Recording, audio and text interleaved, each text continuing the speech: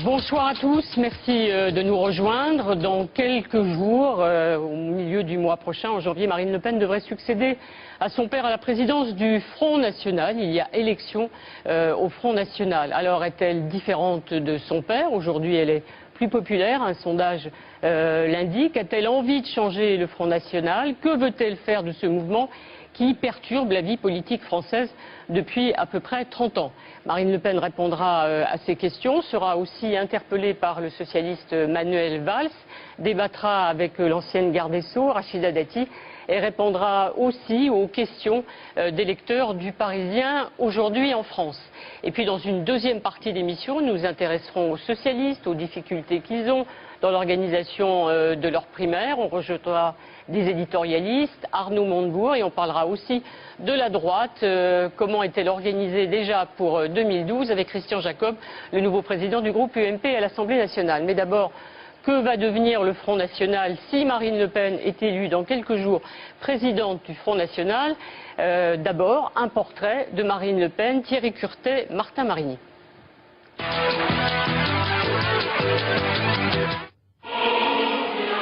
Tel père, telle fille.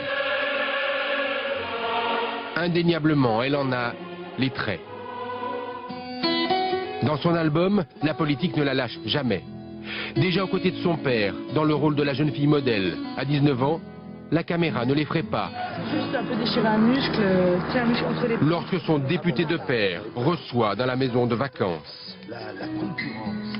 À 24 ans, comme une première communion, sa première campagne électorale à Paris. Donc Marine Le Pen... Nous avons été confrontés, en qualité de fille de Jean-Marie Le Pen, à un grand nombre d'obstacles dans notre vie. Mais c'est sa sœur aînée, Marie-Caroline, que son père choisit de lancer en politique. Puis tout éclate, ses parents divorcent. Les trois filles se rallient au père.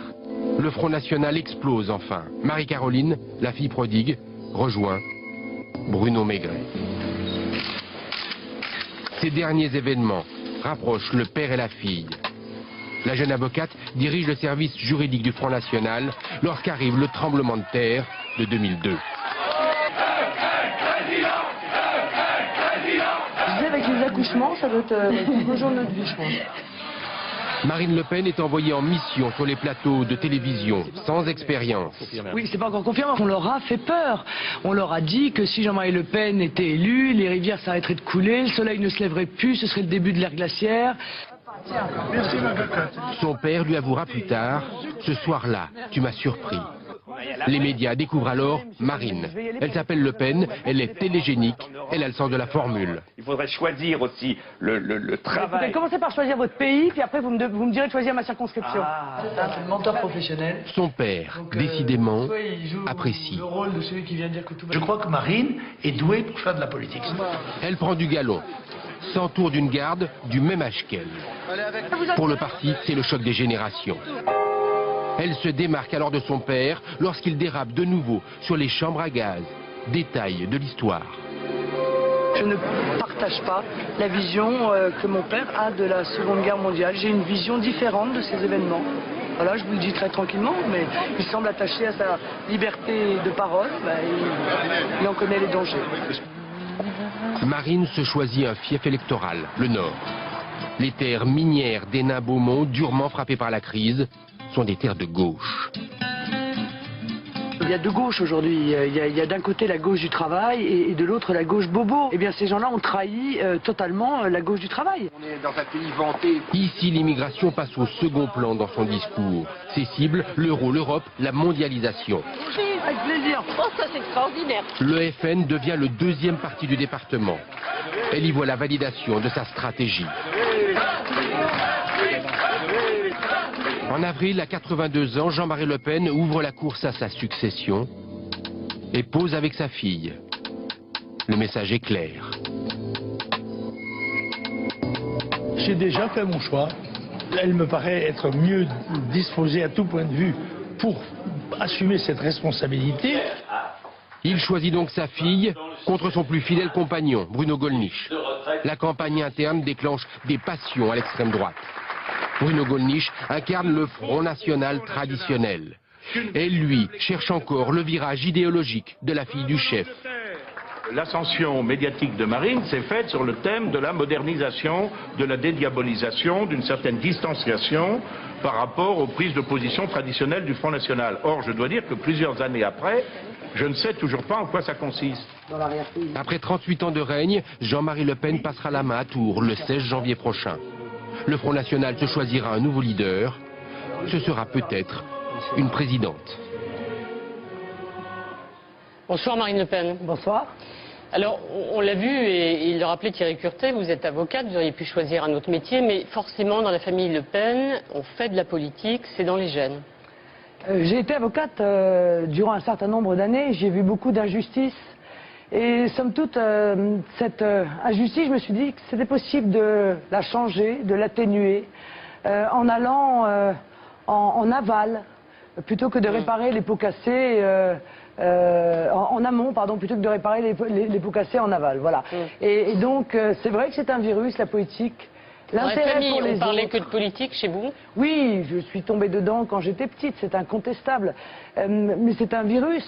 L'amour de notre pays, l'amour de son peuple, le besoin de ne pas rester uniquement dans une posture égoïste à s'intéresser à soi-même, mais s'intéresser à ce qu'on peut apporter aux autres. Ça, c'est la politique avec un grand P, et je crois que c'est un art noble. Oui, il y a l'amour de sa fille, il y a la préférence familiale, comme disent vos ennemis, vos adversaires. Donc votre père a choisi sa fille, comme on fait dans les PME, il y a une transmission comme ça, Oui, mais par ça, filiation. personne ne croit à ça, Madame Chabot.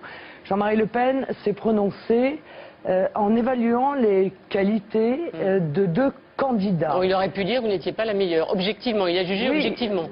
Oui, je crois que c'est objectif. D'ailleurs, il faut bien admettre que l'ensemble de la classe politique, des politologues, des journalistes, des analystes, et même l'ensemble de nos adversaires politiques pensent qu'effectivement, je suis la plus capable aujourd'hui de porter les idées qui sont celles de Est-ce mon que vous êtes mouvement médiatiquement meilleur et que Bruno Gollnisch d'élargir l'électorat bien au-delà de l'électorat traditionnel du Front National.